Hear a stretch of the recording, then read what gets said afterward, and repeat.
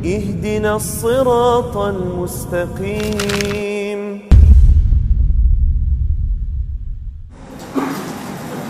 Bismillahirrahmanirrahim. Assalamualaikum warahmatullahi wabarakatuh.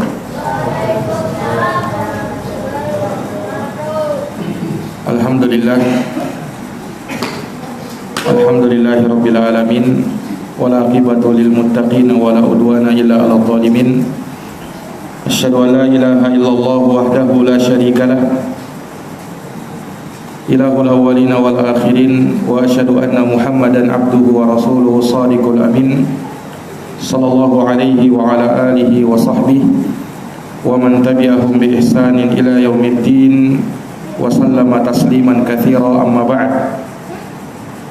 Ikhwani fid din wa akhwati fillah, a'azzani Allah wa iyyakum. Alhamdulillah, pada malam hari ini dengan taufik dari Allah kita dapat melanjutkan kembali pembahasan kita dari kitab Tauhid alladzi huwa haqqullahi 'alal 'abid, karya Syekhul Islam Al-Imamul Mujaddid Muhammad bin Abdul Wahhab An-Najdi rahimahullahu taala. Kita telah memasuki bab majaa fir ruqa wat tamaim, bab keterangan yang datang seputar ruqyah dan jimat. Telah kita sebutkan di pertemuan yang lalu terkait dengan pembahasan ruqyah, bagaimana ruqyah yang disyariatkan dan ada juga ruqyah yang muharramah, bahkan mengandung kesyirikan. Dan telah kita jelaskan pula bagaimana cara-cara ruqyah yang syar'i sesuai dengan tuntunan Nabi sallallahu alaihi wasallam. Iya. Dan nanti insyaallah taala akan kita singgung lagi beberapa pembahasan seputar ruqyah. Baik, namun di sini kita akan bacakan dalil-dalil yang disebutkan oleh Syekh rahimahullahu taala di dalam bab ini, di mana beliau akan menyebutkan 5 hadis dan athar yang berkaitan dengan masalah ruqyah dan jimat. Yang pertama yang beliau sebut di sini, kata beliau, fi sahihi an Abi Bashir Al-Ansari radhiyallahu anhu annahu kana ma'a Rasulillah sallallahu alaihi wasallam fi ba'di asfarihi fa arsala rasulan alla yabqayanna fi raqabati ba'irin kiladatun min watarin aw kiladatun illa quti'at. Nah, kata beliau di dalam as-sahih, di dalam as-sahih maksudnya di dalam hadis yang sahih. Dan hadis sahih yang beliau maksud di sini adalah dalam Sahih Al-Bukhari dan dalam Sahih Muslim. Jadi hadis ini diriwayatkan oleh Imam Al-Bukhari dan Imam Muslim. An Abi Bashir Al-Ansari radhiyallahu anhu, dari sahabat Abu Bashir Al-Ansari, semoga Allah meridhoinya. Abu Bashir Al-Ansari, Abu Bashir itu kunyahnya Al-Ansari, beliau dari sahabat Ansar. Nah, adapun namanya maka diperselisihkan oleh para ulama dengan perselisihan yang besar. Ya, sebagian ulama menyebut bahwa Abu Bashir Al-Ansari namanya adalah Qais ibnu Ubaid. Namanya Qais ibnu Ubaid. Nah, tetapi Ibnu Abdul Bar rahimahullahu taala beliau menyebutkan bahwa tidak ditemukan tentang nama yang sahih terhadap sahabat Abu Bashir Al-Ansari. Ya, beliau dikenal dengan kunyahnya dengan sebutan Abu Bashir Al-Ansari. Semoga Allah meridhoinya, dan tidak diketahuinya nama sahabat itu tidak memudaratkan, karena semua sahabat adalah orang-orang yang adil. Nah, terlebih beliau ini masuk dan banyak mengikuti peristiwa-peristiwa besar di dalam Islam dari peperangan-peperangan yang dilakukan oleh Nabi sallallahu alaihi wasallam. Iya. Nah, sahabat Abu Bashir Al-Ansari, ya, beliau bercerita annahu kana ma'a Rasulillah sallallahu alaihi wasallam fi ba'di asfarihi. bahwa beliau pernah bersama Rasulullah sallallahu alaihi wasallam dalam sebagian safarnya, dalam sebagian safar perjalanan jauhnya. Nah, ini menunjukkan bahwasanya terkadang Nabi sallallahu alaihi wasallam dan bahkan kita temukan banyak dari peristiwa-peristiwa terjadi itu di saat Nabi melakukan safar perjalanan. Ya, tidaklah dinamakan safar kecuali manakala dia telah berpisah dari kota tempat dia tinggal. Nah, menuju ke tempat yang lain, mengadakan suatu perjalanan. Ya, sebagian ulama dan bahkan jumhur ulama berpendapat bahwa kalau seseorang sudah mengadakan perjalanan sekitar 80 km maka sudah dikatakan sebagai orang yang safar, sehingga hukum-hukum safar itu berlaku baginya, seperti disyariatkannya mengqashar salat dan juga disunnahkannya menjamak salat antara salat-salat fardu yang ada. Iya. Dan diberikan rukhsah bagi dia untuk tidak berpuasa kalau di bulan Ramadan, ya, karena disebutkan di dalam Al-Qur'an, faman kana minkum maridhan aw ala safarin fa iddatun min ayyamin ukhra. Barang siapa yang sedang sakit atau sedang dalam safar perjalanan, maka ya boleh bagi dia berbuka dan dia boleh untuk menggantinya atau nanti dia menggantinya di waktu yang lain. Dan safar itu perjalanan. Ya, sekalipun di masa sekarang sudah banyak kemudahan-kemudahan, tetapi safar ialah safar. Dan Nabi bersabda tentang safar, as-safaru qit'atun minal adab. Safar itu adalah separuh dari azab. Artinya dengan safar seseorang kadang merasakan keletihan, kepenatan dalam perjalanan. Demikian pula bisa jadi terganggu jadwal makannya. Nah, dan ada hal-hal yang lainnya, ya, sekalipun di masa sekarang banyak kemudahan-kemudahan yang Allah berikan, tetapi hukum-hukum safar itu tetap berlaku baginya. Baik, maka dalam hadis ini diceritakan bahwa beliau bersama Rasulullah dalam sebagian safar-safarnya. Fa arsala rasulan, maka Rasulullah pun mengutus seorang utusan. Iya, tidak disebut siapa nama utusan di sini, siapa yang beliau utus. Namun dalam riwayat yang lain disebutkan bahwa yang diutus adalah sahabat Zaid ibnu Harithah, maula Rasulullah sallallahu alaihi wasallam. Zaid ibnu Harithah, beliau dulunya adalah bernama Zaid bin Muhammad karena diangkat menjadi anak oleh Nabi sallallahu alaihi wasallam. Tetapi ketika turun ayat tidak boleh menjadikan anak angkat. Di dalam Islam tidak ada yang namanya anak angkat, dalam artian menisbatkan si anak angkat ini kepada nama dirinya yang mengasuh, yang menjadi bapak angkatnya. Nah, dulu Zaid ini dikenal dengan Zaid bin Muhammad karena Nabi yang mengasuh sahabat Zaid ini. Tetapi ketika turun ayat larangan untuk menjadikan anak orang lain sebagai anak sendiri, dibinkan kepada bapaknya yang mengasuhnya, ini dilarang, maka sahabat Zaid kemudian hari dipanggil dengan nama bapak aslinya yaitu Harithah. Maka beliau dikenal dengan Zaid bin Harithah. Nah, radhiyallahu taala anhu. Jadi sahabat Zaid bin Harithah diutus oleh Nabi sallallahu alaihi wasallam untuk memberikan pengumuman kepada manusia. Apa pengumumannya?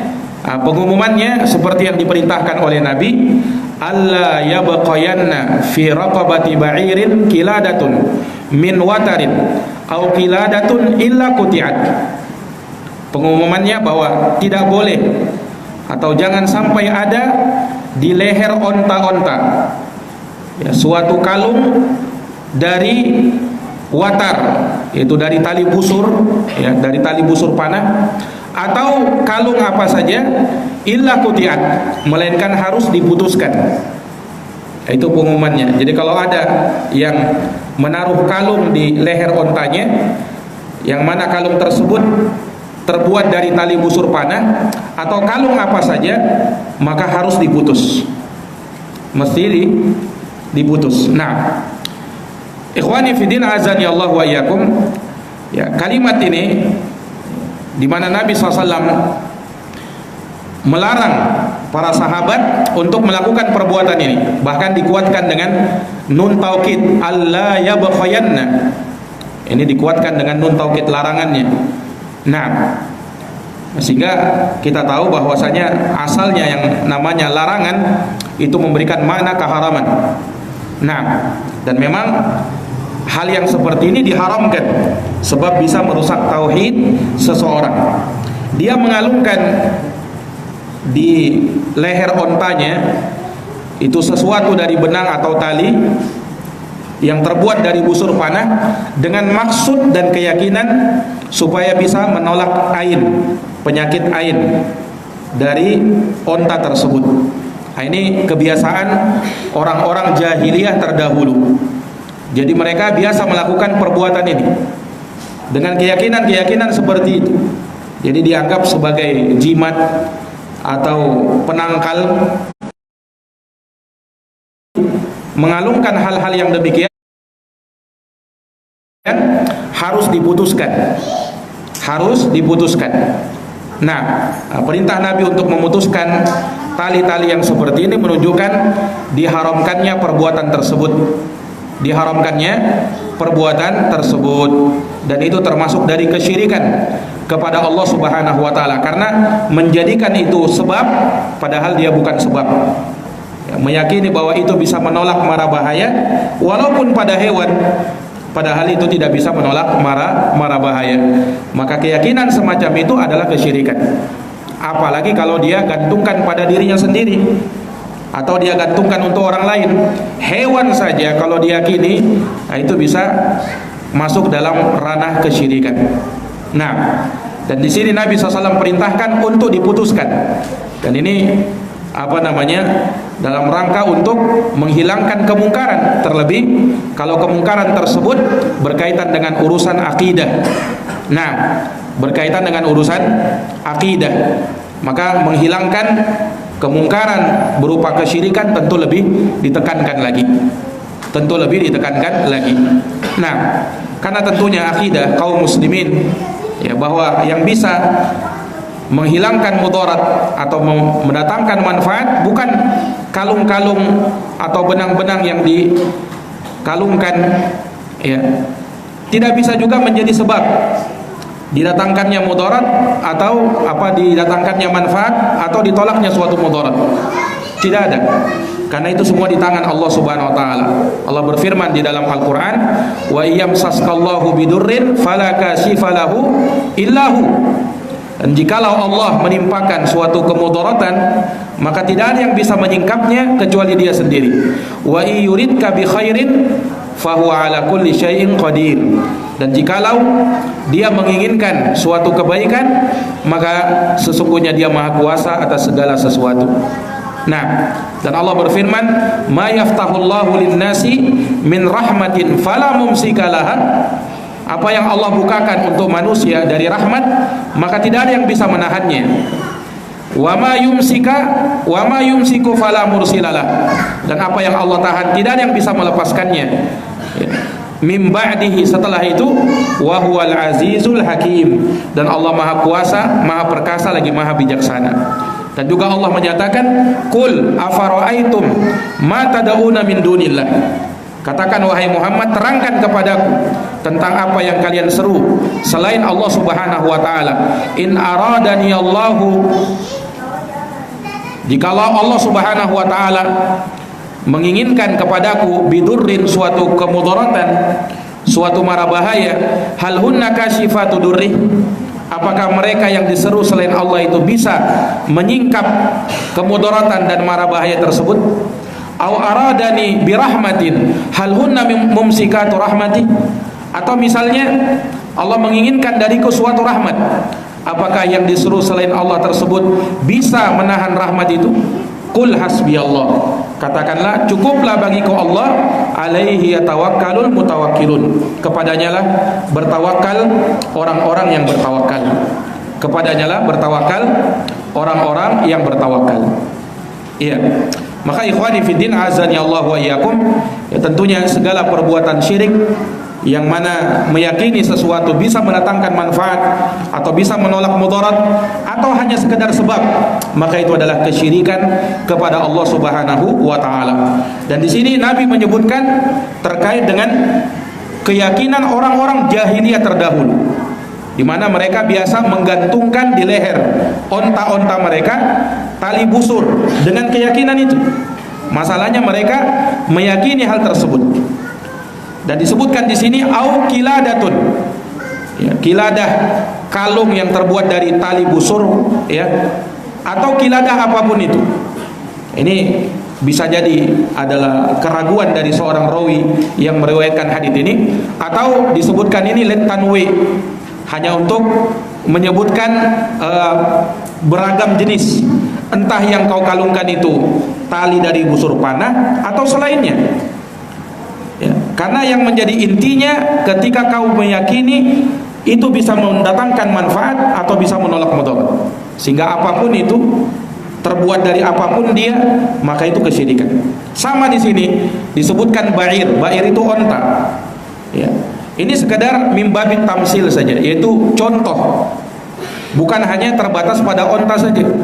Kalau dia kalungkan kepada kudanya, kalau dia kalungkan pada kambingnya, nah, atau hewan apa saja, bahkan termasuk juga di dalamnya kendaraannya, dia kalungkan di motornya, dia kalungkan di mobilnya, dia taruh di mobilnya kalung-kalung dengan keyakinan kalau dipakaikan kalung ini pada mobil ini, pada motor ini, maka ini motor dan mobil bisa terhindar dari kecelakaan, bisa selamat dari kecelakaan. Nah, ini sama kesyirikan kepada Allah Subhanahu wa taala. Itu adalah kesyirikan kepada Allah Subhanahu wa taala.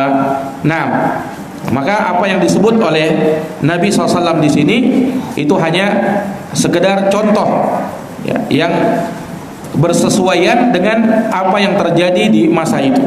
Nah, mereka mengalungkan kalung-kalung dari tali busur panah untuk menolak penyakit ain dari onta mereka, atau bisa menghindarkan onta tersebut dari berbagai macam penyakit. Nah, ini keyakinan yang rusak. Nah, karena dia meyakini sesuatu yang bukan sebab sebagai sebab. Iya. Dan telah kita sebutkan bahwa meyakini yang seperti ini adalah kesyirikan.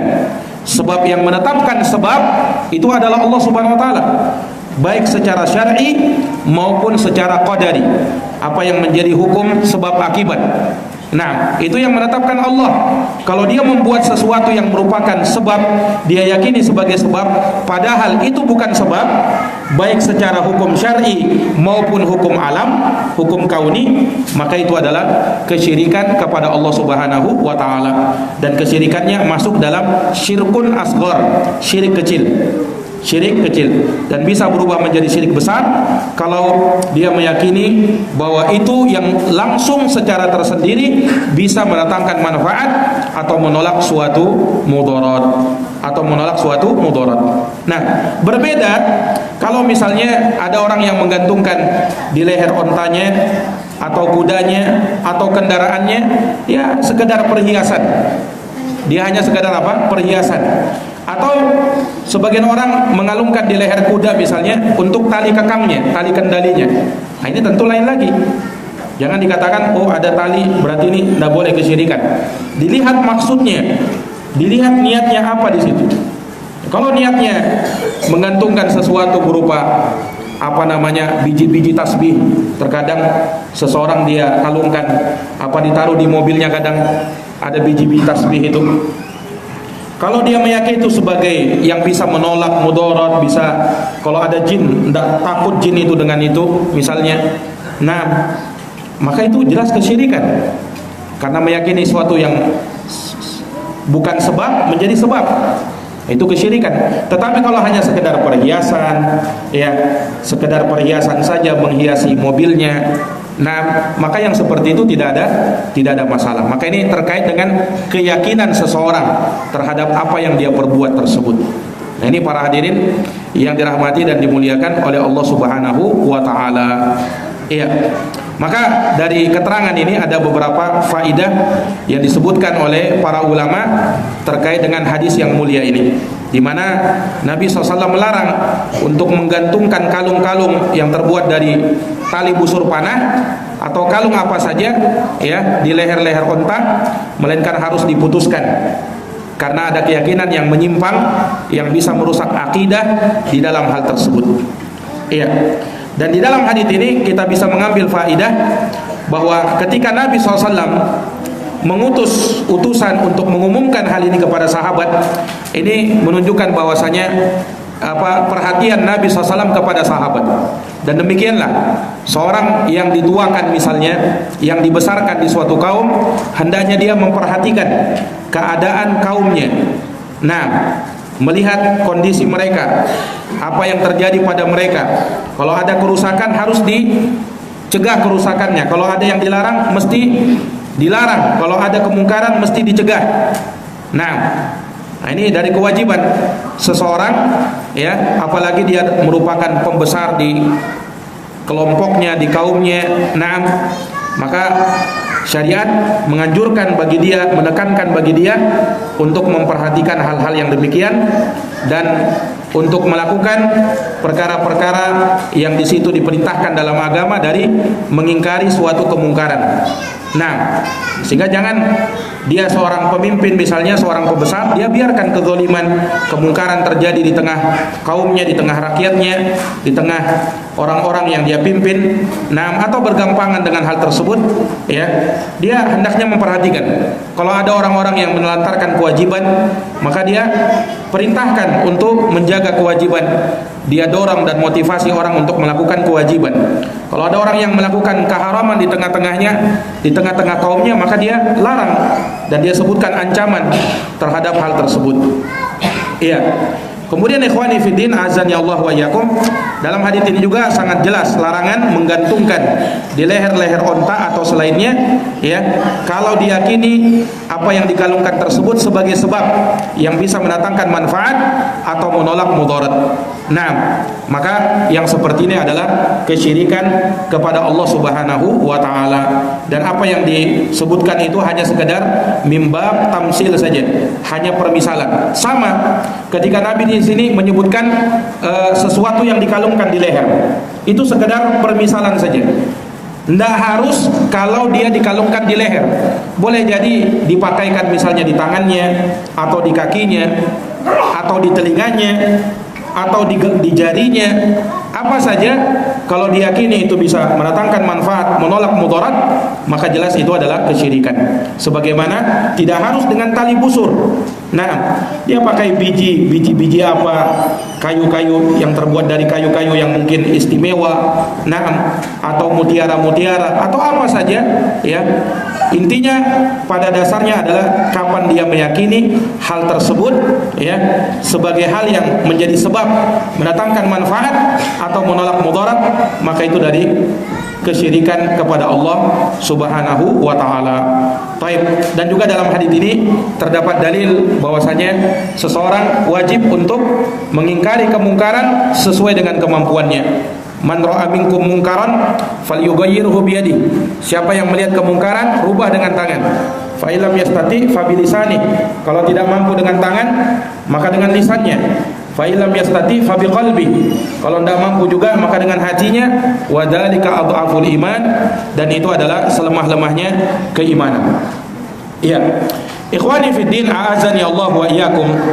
Nah, di dalam hadis ini juga disebutkan tentang tali yang dipakai oleh orang-orang di masa jahiliyah untuk menangkal suatu penyakit atau menghilangkan suatu kemudaratan.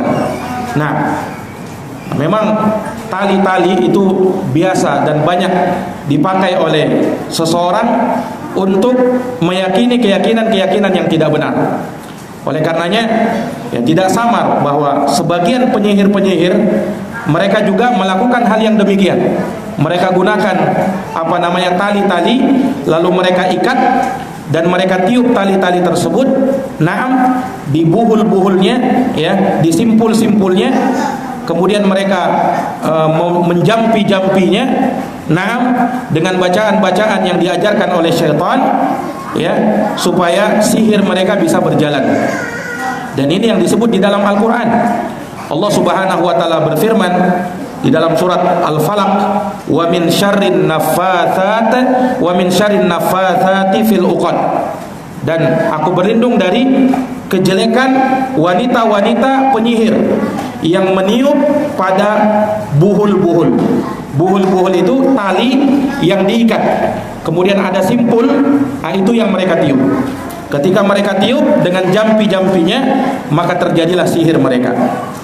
Sehingga tali ini terkadang dijadikan oleh seseorang untuk menyihir orang lain atau melakukan praktek-praktek perdukunan yang diharamkan. Terkadang mereka menggunakan tali-tali. Ya, sekarang terkadang mereka gunakan tali yang memang tali-tali khusus, tali-tali keramat, tali-tali yang mereka anggap bisa mendatangkan dan bisa terdapat di dalamnya jin.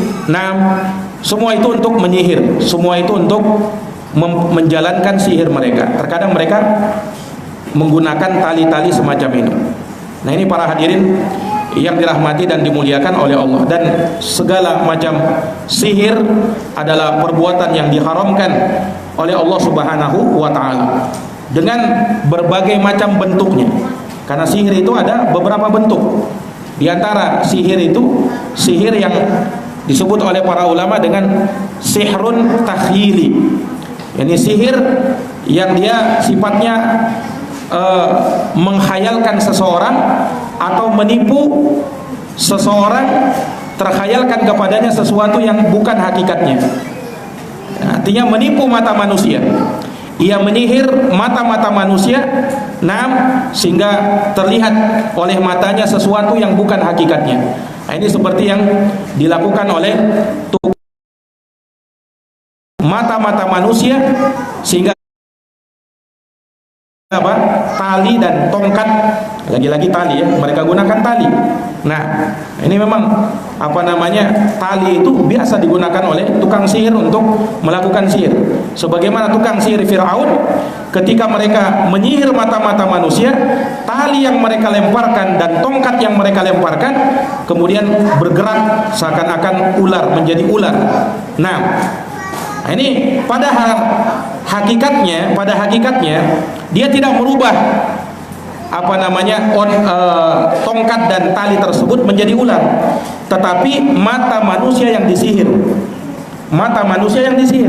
Karena tidak ada yang bisa merubah sesuatu yang dia berada pada zat tertentu kemudian berubah menjadi zat yang lain kecuali hanya Allah Subhanahu wa ta'ala. Nah, adapun tukang sihir Firaun hanya menyihir mata manusia, mengelabui mata manusia. Makanya disebut dalam Al-Qur'an di surat Toha itu Allah berfirman, fa idza hibaluhum wa isiyuhum yukhayyalu ilaihi min sihrihim annaha tas'a. Maka tiba-tiba tali-tali mereka dan tongkat-tongkat mereka dikhayalkan kepadanya dengan sihir mereka, ia bisa bergerak ya, dan disihir mata mereka seakan mereka melihat ular, padahal itu bukan ular.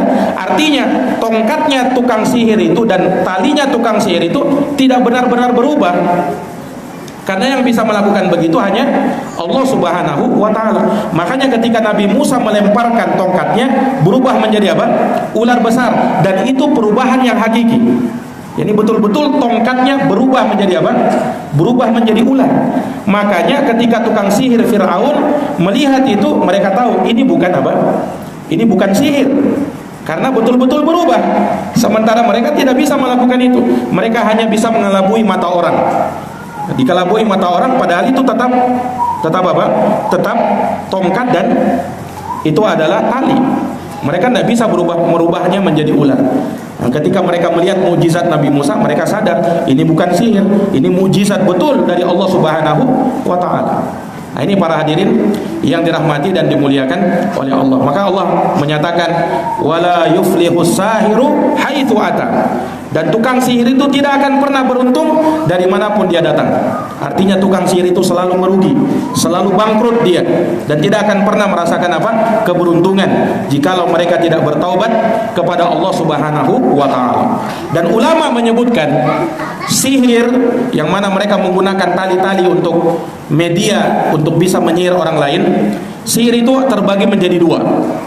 Sihir itu terbagi menjadi apa? Menjadi dua. Ada sihir yang hakiki. Nah, sihir yang hakiki ini menggunakan bantuan jin dan syaitan. Menggunakan apa? Bantuan jin dan syaitan. Nah, ini sihir yang bisa memberikan efek dan dampak yang tidak kasat mata secara gaib. Bisa menimbulkan keburukan pada orang lain. Nah, inilah syirik yang mana perantaraan mereka supaya mereka bisa melakukan sihir, mereka harus musyrik dulu. Mereka harus kufur dulu kepada Allah Subhanahu wa ta'ala. Terkadang mereka beristighatsah kepada jin atau kepada orang-orang mati, kepada orang-orang yang mereka anggap sebagai wali. Mereka terang-terang mengatakan misalnya, ya Syekh Abdul Qadir Jailani aghithni. Wahai Syekh Abdul Qadir Jailani, tolonglah saya. Ini jelas kesyirikan kepada Allah Subhanahu wa ta'ala, karena meminta bantuan kepada selain Allah, meminta pertolongan kepada selain Allah Subhanahu wa ta'ala. Nah, sihir yang seperti inilah sihir yang hukumnya kekafiran kepada Allah. Nah, ini yang banyak dipraktekkan oleh orang-orang Yahudi, dan pada hari ini atau di zaman sekarang ini dilakukan oleh para dukun. Nah, dilakukan oleh para dukun. Entah dia beragama, mengaku sebagai agama Islam ataukah selainnya. Nah, karena apa? Ya, mereka yang melakukan sihir-sihir dengan bantuan jin dan syaitan ini, mereka telah kufur kepada Allah. Karena mereka melakukan kesepakatan kepada jin dan syaitan, ya, supaya bisa terlaksana sihir mereka, dan syaratnya syaitan harus kafir dulu. Harus kafir dulu. Dan ini ada di dalam agama kita, waliyadzubillah. Makanya sihir semacam ini ada. Jadi jangan sampai diingkari, sihir itu tidak ada, semuanya cuma tipuan. Nah, itu tidak benar. Di dalam agama kita, kita meyakini sihir yang semacam ini ada dan bisa memberikan efek secara gaib. Tetapi dengan bantuan apa? Dengan bantuan jin. Jadi jangan semuanya dikira hanya tipuan, hanya pengelabuan. Tidak. Ada memang sihir yang hakiki. Makanya disebutkan di dalam Al-Qur'an. Ada tukang-tukang sihir itu yang mereka memang menyihir orang dengan bantuan jin dan melakukan kesyirikan kepada Allah Subhanahu wa ta'ala. Nah, ini namanya sihir hakiki dengan bantuan syaitan dan harus melakukan kesyirikan dan kekufuran. Ini adalah sihir yang hukumnya syirik, sihir yang hukumnya kufur kepada Allah. Ada sihir yang kedua, ini sihir namanya sihrun takhili. Ini yang tadi kita sebut, sihir ya yang menipu saja, yang membuat mata kita saja yang tersihir. Nah, yang membuat mata kita tersihir. Ya, dia melakukan tipu muslihat. Nah, sihir yang semacam ini kadang sihir takhili, kadang mereka menggunakan bantuan jin juga. Terkadang sihir takhili ini, nah, menggunakan bantuan syaitan, yakni membuat orang-orang yang menonton ya tersihir matanya sehingga terkhayalkan apa yang dia lihat itu tidak sesuai dengan hakikatnya. Padahal hakikatnya tidak seperti itu. Nah, terkadang mereka juga menggunakan apa? Menggunakan bantuan syaitan. Nah, dan kalau menggunakan bantuan syaitan, jelas ini apa? Kesyirikan kepada Allah Subhanahu wa taala, dan sama seperti sihir hakiki tadi, yang pertama tadi. Ini juga kemusyrikan kepada Allah. Kenapa? Karena melakukan hal tersebut dengan bantuan apa? Dengan bantuan syaitan. Dan sekali lagi, syaitan tidak akan mungkin membantunya kecuali dia harus kufur dulu kepada Allah Subhanahu wa ta'ala. Cara kufurnya banyak ragamnya. Terkadang ayat itu dibaca dibalik, supaya mengelabui orang ini, ya seakan-akan syar'i, ayatnya dibolak-balik. Baca qul huwallahu ahad secara terbalik. Itu cara kufur-kufurnya. Terkadang ayat Quran itu mereka suruh, jinnya suruh tulis pakai darah haid, darah najis, disuruh menulis ayat Quran. Itu kekufuran kepada Allah Subhanahu wa ta'ala. Atau terkadang ayat-ayat Quran itu mereka potong-potong huruf-hurufnya. Nah, kemudian jadi bacaan-bacaan yang tidak ditahu artinya, dan itu pun kekufuran kepada Allah Subhanahu wa taala. Nah, jadi banyak macam-macam cara mereka untuk menjadikan orang itu kafir kepada Allah Subhanahu wa taala. Wal iyadu billah. Nah, ini ikhwani fillah azani Allahu wa iyyakum. Nah, termasuk juga yang jenis seperti ini sebagian ulama memasukkan di dalamnya yaitu musta'wadah atau dibahasakan dengan sya'wadah.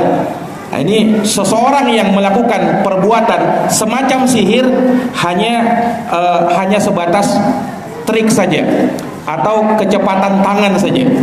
Nah, ini yang kita kenal dengan apa? Dengan sulap. Dengan apa? Sulap. Ini lagi ramai ya kan di media sosial tentang dukun PS sulap.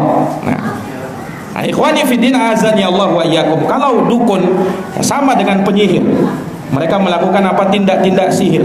Tetapi ada di antara mereka yang memang menipu, sifatnya menipu.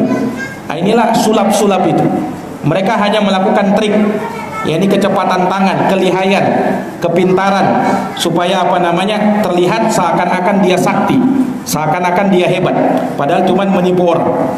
Nah, bagaimana hukum sulap semacam ini? Nah, ini ikhwani fiddin azani Allah wa iyyakum, para ulama menyebutkan kalau sulap sya'wadah seperti itu tanpa bantuan jin dan syaitan, hanya trik, hanya kecepatan tangan, dia misalnya ini ya, sapu tangan kemudian berubah menjadi burung ya, atau tiba-tiba terbakar ya kan, atau tiba-tiba berubah jadi uang. Nah, yang seperti ini kalau hanya mengandalkan kecepatan tangan, maka sebagian ulama menyebut itu bukan sihir, tetapi itu kedustaan. Itu kedustaan, maka hukumnya juga tidak boleh. Hukumnya juga apa? Hukumnya juga tidak boleh, karena berdusta di dalam agama kita hukumnya tidak boleh. Dan itu dari perbuatan sia-sia yang dilarang oleh agama kita. Dalam hadis apa? Min husni islamil mar'i tarkuhu ma la ya'ni. Di antara tanda kebaikan Islam seseorang adalah meninggalkan hal-hal yang tidak bermanfaat. Meninggalkan hal-hal yang tidak bermanfaat. Kalau ada yang berkata, "Lah Ustaz, ini kan cuman menghibur orang. Orang sudah tahu itu cuman trik, tapi ini cuman menghibur orang." Kalau cuman menghibur orang, Rasulullah SAW pernah bersabda, "Wailun lilladzi yuhaddits fayakdzib liyudhika bihil qaum, tsumma wailun lahu, tsumma wailun lahu." Celakalah seseorang yang dia berbicara lantas dia berdusta. Sama halnya dia melakukan suatu perbuatan, dia berdusta untuk main-main, untuk bersenda gurau, untuk membuat orang tertawa, untuk menghibur orang. Lihat hadisnya sama, liyudhika bihil qaum, supaya orang lain tertawa. Wailun lahu tsumma wailun lahu. Celakalah orang ini, kemudian celakalah dia. Sehingga tidak boleh kita melakukan perbuatan walaupun itu cuman sebatas sulap. Walaupun itu cuman sebatas sulap. Sehingga jangan sampai sebagian orang terkadang latah juga ya, membela tukang sulap itu. Mereka juga jangan seperti itu. Mungkin ada perbaikan yang dia buat, tetapi apa yang dia lakukan juga tidak salah, tidak kalah kelirunya juga. Walaupun lebih ringan daripada dukun dan tukang sihir itu, tetapi sulap itu diharamkan di dalam agama kita. Minimal itu adalah kedustaan, pengelabuan, dan kedustaan yang seperti itu haram di dalam agama kita, walaupun itu cuma main-main. Walaupun itu cuman main-main. Maka jangan sampai seseorang tertipu dengan hal-hal yang semacam ini. Nah, walaupun dengan maksud untuk menghibur, supaya orang ketawa, supaya akhirnya sebagian orang menonton hal-hal yang seperti, tidak boleh menonton yang seperti itu. Apalagi kita perlihatkan kepada anak-anak kita, lihat ini sulap, hebat ini sulap ini. Nah, tapi maksudnya untuk menipu, ya, untuk menipu orang. Nah, dan tidak jarang orang-orang yang seperti ini terkadang awalnya awalnya menganggap dirinya sakti. Oh, memang saya hebat. Inilah kekuatan dalam berpikir. Saya punya indera keenam. Pertamanya begitu dia bilang. Nah, setelah dibongkar, oh ternyata trik juga ternyata. Nah, entah mereka terang-terangan melakukan seperti itu, atau sudah mengatakan memang ini trik. Itu juga dari perkara yang tidak diperbolehkan. Nah, ini para hadirin yang dirahmati dan dimuliakan oleh Allah Subhanahu wa taala. Dan sebagian ulama bahkan mengatakan kalau sulap-sulap seperti ini kadang bisa mengantarkan kepada sihir, nah itu juga bisa masuk dalam apa? Dalam perkara yang diharamkan yang lebih besar lagi. Terkadang orang bisa menyangka hal seperti itu, apalagi anak-anak kita kadang menganggap oh ini bisa, ini hebat ini. Berarti ada yang bisa merubah sesuatu selain Allah Subhanahu wa taala, ya kan? Orang anak-anak kaum muslimin bisa menganggap seperti itu dan bahayanya itu. Bahayanya di situ. Nah, sehingga anak-anak kita pun terkelabui dengannya. Bahkan mungkin sebagian kita, mungkin sebelum tahu trik itu, kita menganggap ini memang orang ini hebat ini wali ini, ya kan? Padahal cuma trik. Padahal cuma cuma trik saja. Nah, ini para hadirin yang dirahmati dan dimuliakan oleh Allah. Ada juga istilahnya orang hipnotis, menghipnotis orang. Nah, zaman sekarang ini banyak, apalagi kadang disiarkan di televisi, ya kan? Dianukan di televisi, ini hipnotis, seakan-akan itu legal. Nah, terkait dengan hipnotis ini, ya, wallahu alam, kalau dia menggunakan jin sama seperti sihir juga. Sama seperti sihir juga. Tetapi kalau dia tidak menggunakan jin, ya, dan itu ada dusta di dalamnya, maka itu masuk dalam kedustaan. Wallahu alam terkait dengan hipnotis ini, apakah dia menggunakan jin di situ atau hanya main-main, ya, sebatas kedustaan. Nah, ada juga sebagian menyebutkan ini penemuan dari suatu ilmu menggunakan otak kanan katanya. Wallahu alam, ada orang yang bilang seperti itu. Nah, kalau memang terbukti dan itu memang tidak ada bantuan jin dan tidak ada bentuk pengelabuan, penipuan atau kedustaan, maka yang seperti itu tidak dihukumi sampai keharaman. Nah, wallahu alam bisawab. Mungkin demikian yang bisa kita paparkan terkait dengan pembahasan ini.